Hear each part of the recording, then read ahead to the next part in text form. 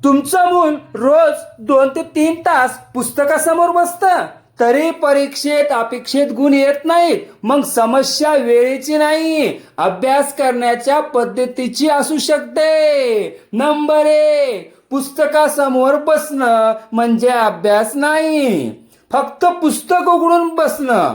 विद्यार्थ्यांनो, अभ्यास म्हणजे फक्त वाचन नाही, समजणं, आठवण ठेवणं आणि स्वतः उत्तर देणं महत्वाचं आहे. नंबर 2, एकच धडा पुन्हा पुन्हा वाचणं, तोच धडा अनेकदा वाचत राहणं.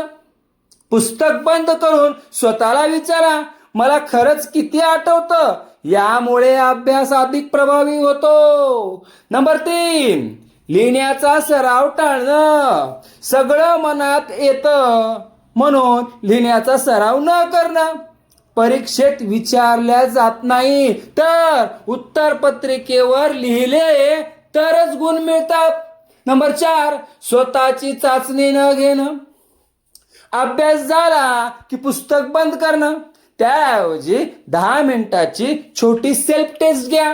त्यामुळे काय येतं आणि काय नाही हे लगेच समजतं. नंबर 5, पालकांनी हा प्रश्न विचारा, आज किती वेळा अभ्यास केलास?